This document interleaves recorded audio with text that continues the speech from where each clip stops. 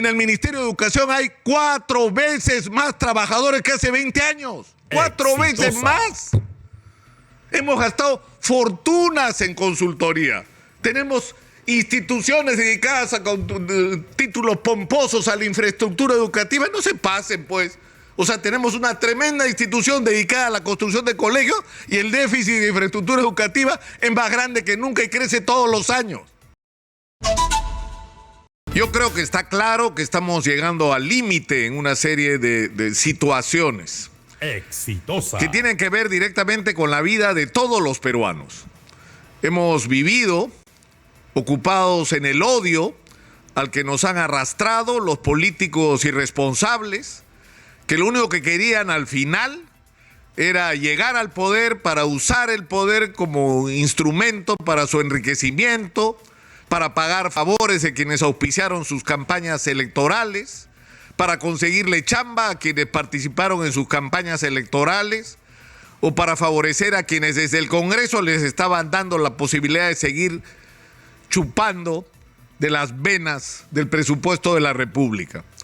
Pero el resultado al final de todos estos años de un país que en medio de todo, porque en medio de la crisis política de los últimos meses incluso la economía ha seguido dando números positivos, la economía ha crecido en las últimas décadas. Y acá hemos dicho hasta el cansancio que hemos crecido macroeconómicamente, pero no hemos resuelto los problemas más elementales de los ciudadanos. Y eso que fue puesto en evidencia con la pandemia, fue puesto en evidencia en la campaña electoral. Y hay gente que hasta el día de hoy no entiende por qué diablos alguien como Pedro Castillo ganó una elección. Porque estamos como sociedad. Porque hemos dejado sin resolver problemas elementales.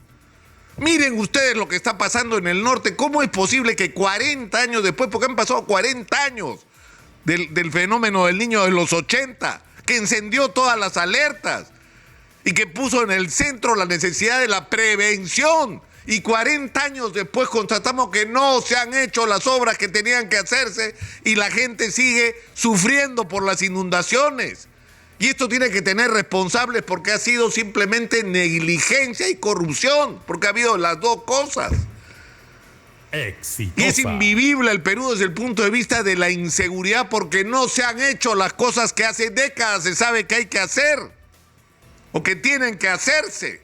Y podemos recorrer cada una de las áreas de la vida nacional para constatar cómo lo que tenía que hacerse no se hizo. Y no se hizo no porque no se supiera lo que había que hacer o no se hizo porque no había dinero. Ninguna de las dos cosas es cierta. Se sabía lo que había que hacer y había plata.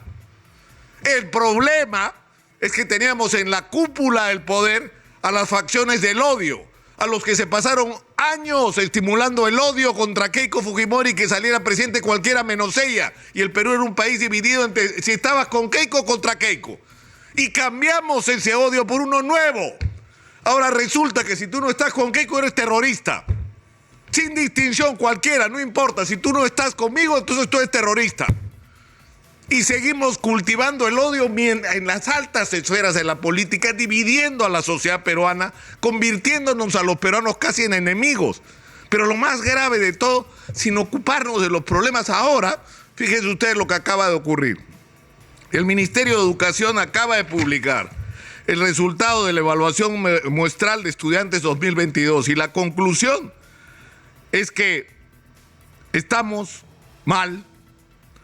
Estamos en el mejor de los casos igual y en el peor de los casos peor de lo que estábamos el año 2019, antes de la pandemia.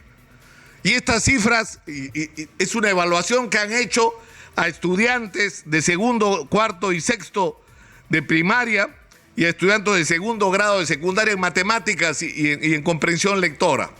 Y en general el resultado es negativo, porque estamos mal, pero estamos mal no solo en los aprendizajes de nuestros estudiantes.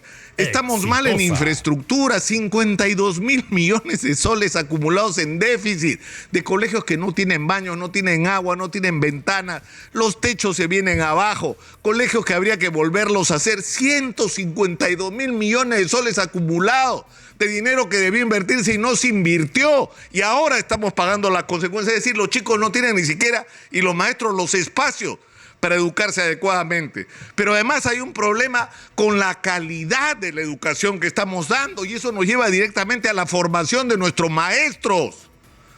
Nuestros maestros deberían ser los mejores estudiantes y no lo son. No lo son. Y hay que hablarlo con claridad, necesitamos enchufarle calidad, y para eso hay que no solo evaluar, como dicen, hay que entrenar, preparar, resolver los déficits y las brechas de formación de nuestros maestros. Hay que darle acceso a las nuevas tecnologías, hay que incorporarlos a todo el flujo extraordinario de información que hay hoy gracias al Internet. Hay que discutir seriamente el contenido de la educación que le estamos dando a nuestros alumnos. Alguien decía que nuestra educación es analógica cuando el mundo ya es digital.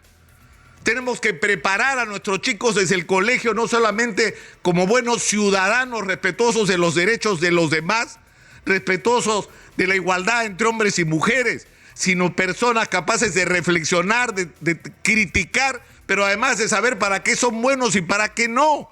Y que se puedan incorporar al mundo del trabajo lo antes posible con todas las calificaciones que desde el colegio se les tiene que empezar a dar, pero de eso no discutimos.